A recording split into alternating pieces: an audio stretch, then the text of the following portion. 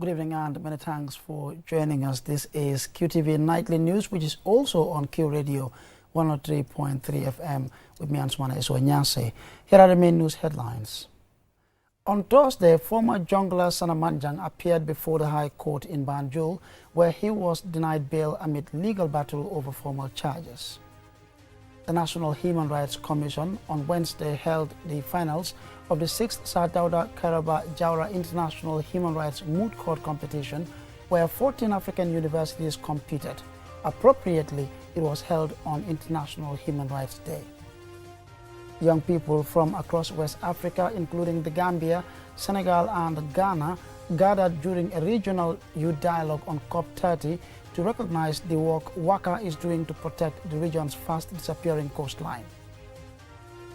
In international news, after the weekend's failed coup attempt in Benin, the struggle for control has moved from the barracks to the public arena, from televised briefings to digital misinformation battles. And in sports news, often neglected or stereotyped in schools and communities, children living with intellectual disabilities in the Gambia can be hopeful of their future after the Ministry of Youth and Sports signed an MOU with Special Olympics Gambia. Stay tuned for more on this and other stories.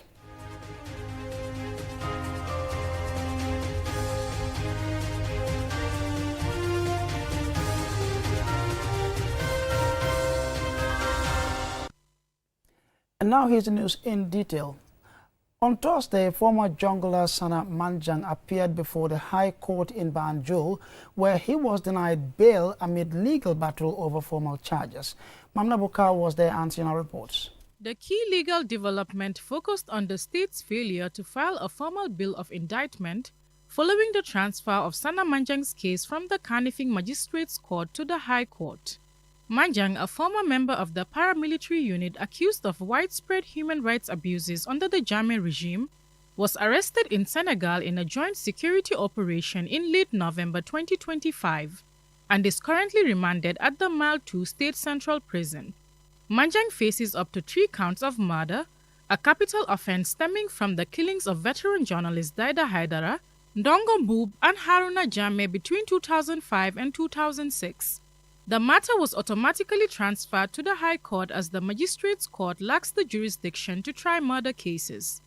Today's proceedings focused primarily on procedural law, during which Defense Counsel Sheriff Kumba Job passionately advocated for his client's immediate release on bail.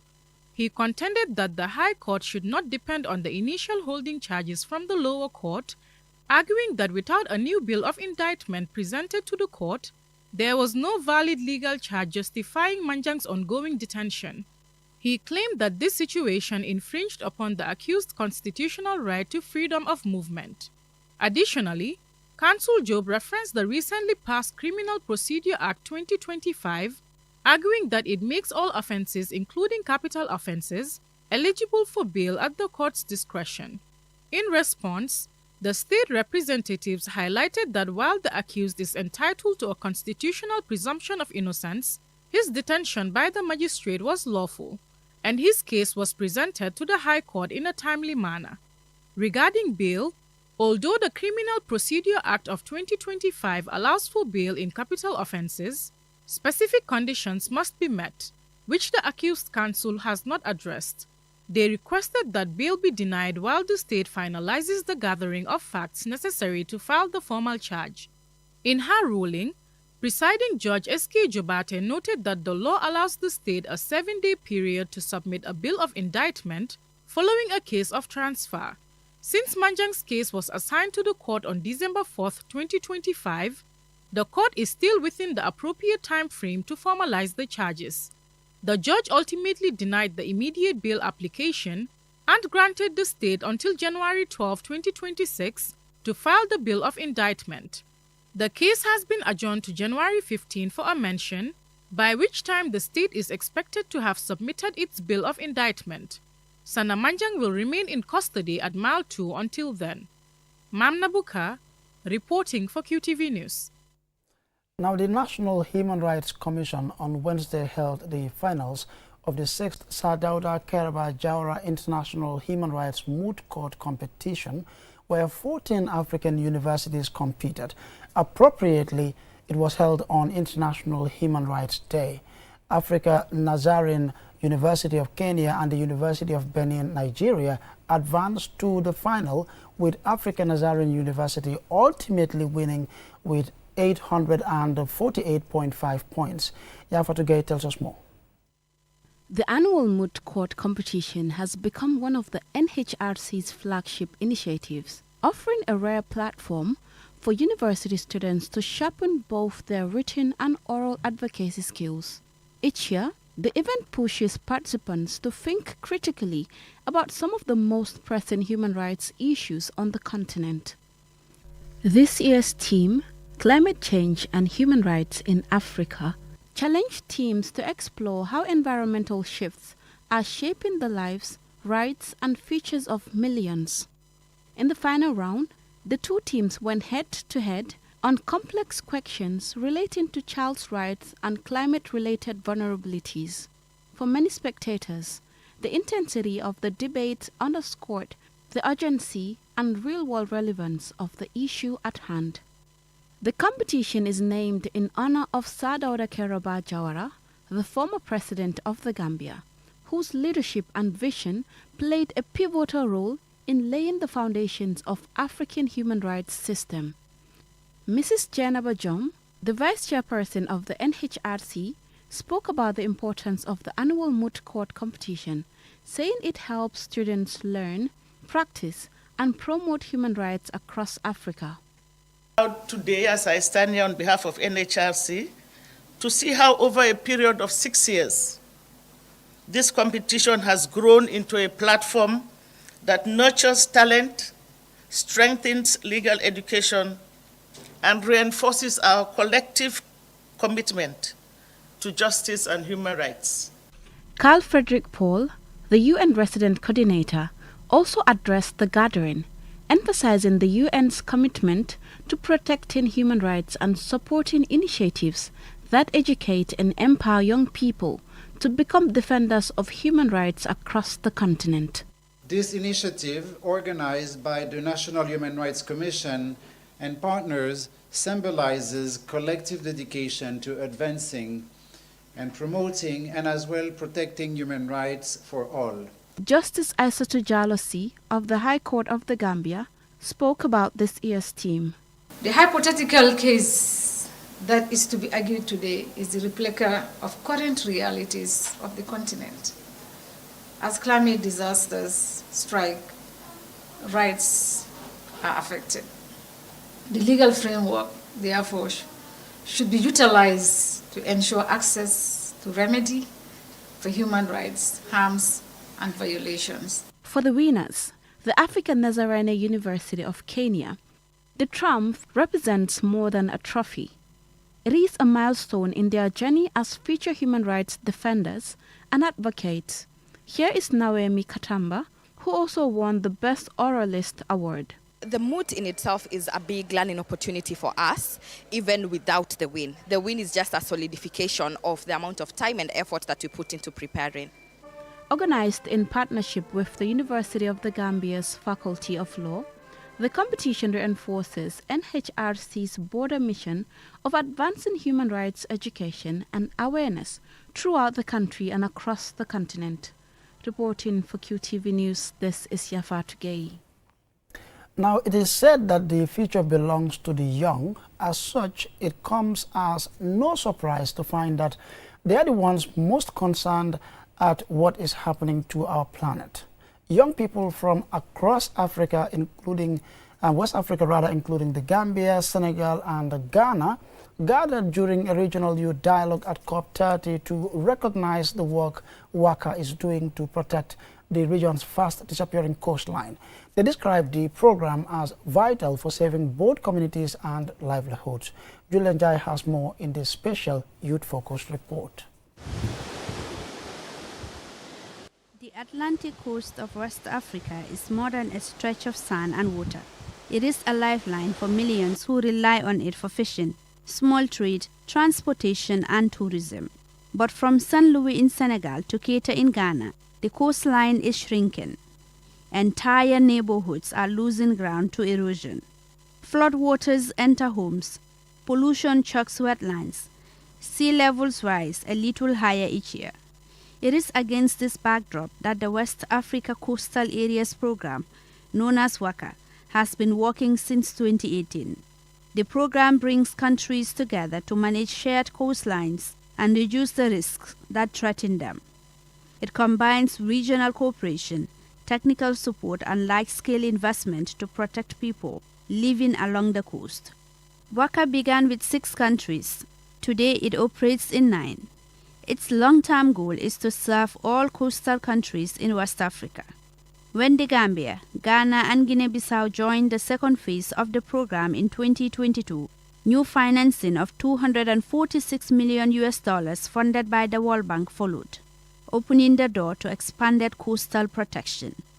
Across the region, WACA uses a mix of nature-based and engineered solutions. Mangroves are restored to slow erosion. Wetlands are revived to filter polluted water. Dunes are stabilized. Beaches replenished. Protective structures are built where needed. Sanitation systems are improved to reduce waste entering the sea. And regional policies are strengthened so countries can act together rather than in isolation. In the Gambia, one of the major efforts is centered on the Kotu Stream, where WACA is working to protect more than 200,000 people in 11 communities from floods and pollution. The plan blends grey infrastructure with natural buffers so that the environment and the communities can support one another. In the sidelines of COP30, a youth dialogue took place. Young people from several coastal states welcome WACA's approach. For many of them, the coastline is not an abstract idea. It is where people farm oysters, where parents fish, and where they grew up playing as children. They see the losses firsthand, and they see WACA as a regional shield at a time when the coastline is under mounting pressure. In my country, I guess, that nature-based component is really missing, even though the intercoastal zone management, which has also, through the European Union, has funded a lot of coconut tree to be planted, which WACA is also trying to complement around the coastal stream. Because, nature-based solution is very significant. It allows, the soil is, to be stable. Kotu is like, it's a heartbeat of the tourism, I can say, in the Gambia. And we have most of the hotels around those, and we have people living in that area. And flooding at times affects those hotels. So definitely it's going to help in that sector. It's going to help improve the economy and the livelihoods of the people that are living around that end. I think today the WACA intervention in Senegal or in the other region in Africa can be very is very important in a way that WACA today brings something that those communities have never felt before, which is hope. And when I say hope, it's not just abstract hope. It's like concrete, measurable, but also sustainable hope that they give to those communities. So my second advocacy in terms of sustainable investments is that money should be channeled into nature-based solutions that can help these communities build natural resilience against such issues. Yet, even with the progress already made, young people say there is more work ahead. They want governments and WACA officials to push harder, plan more boldly, and involve young people more directly in decisions that shape the future of the coast. We are part of the core designers, and now we are also co-implementing some of their key components for young people. So this is very significant, and I think young people should definitely be involved so much to ensure that that is continuing in all the other projects that we're going to see happening. Project, they're doing a great work, but we learn about the WACA project, so it's also our responsibility, to let the people that are living around that end, or people that are living in drought-prone areas, so for us to tell them that there are disasters gonna hit and you're gonna be affected, so you need to be ready, or you need to find somewhere else that you need to be. And we need to sensitize people. We need to raise awareness about the effects that are affecting us. Let us support the work of young people that they are doing, but also let us fund the activities that young people are doing. It's really important that we do invest in ensuring that our coastline is protected. Also, for young people, I want us to see ourselves as co-creators of like protecting our coastline, finding solutions to protect our coastline, and not just beneficiaries of these initiatives. Babakar Zaidi Jallo, DPS Technical at the Ministry of Environment, called on young people to establish a West Africa Coastal Youth Alliance. He says such a network will help young leaders connect across borders and work together on environmental issues that affect the entire region. In my view, anything that you do that needs to be sustainable must involve youth, because we are inheriting problems that we did not create. Dr. Mohamed Lamin Sanyang, project coordinator of WACA, said youth engagement is already central to the program and that WACA was designed to ensure young people play an active part in every stage of its work. This discussion has to continue. Yes, from COP30, we will continue this discussion and look forward to have a regional youth conference whereby different countries, the 9 countries, WACA countries, they can all come together and discuss about pressing issues and the role of the youths in safeguarding our well-threatened coastline. With its regional reach, shared financing and community-focused solutions, WACA offers West Africa a united way to defend a coastline that belongs to everyone. For the young people who gathered at COP30, the program represents more than a policy. It represents the possibility of safer towns, stronger livelihoods, and a coastline that remains standing for generations to come. Reporting for QTV News, I am Julden Yai. And that special report there by Julden Yai will lead us to the commercial break, but we will be right back.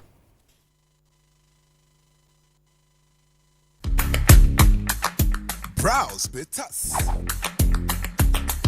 QCell brings you a promo like never before.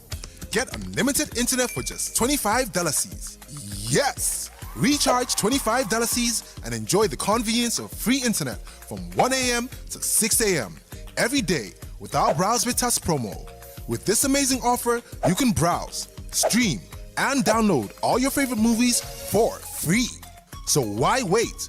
Recharge $25 today and enjoy free internet only with QCell between 1 a.m. to 6 a.m. For more information, call customer care on 111. QCell, Senior Bus, we innovate, others follow. Terms and conditions apply.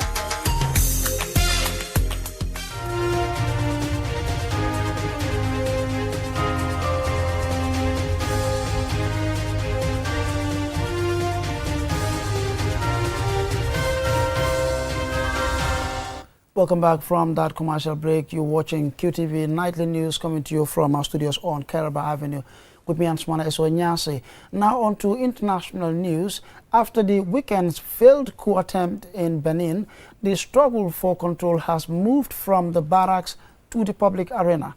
From televised briefings to digital misinformation battles, government officials, security partners, civil society groups, and national institutions are all engaged in shaping the narrative and restoring public confidence.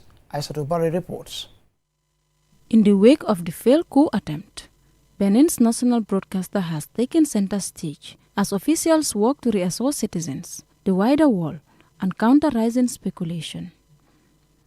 The spotlight intensified on Wednesday when President Patrice Talon received a visiting delegation from the Nigerian army. The visit, aimed at reinforcing cooperation between the Beninese armed forces and a key regional partner, was described as part of ongoing ECOWAS commitments to safeguard stability. The army chief, whose wife was killed in the coup attempt, was soon being consoled by fellow military officers.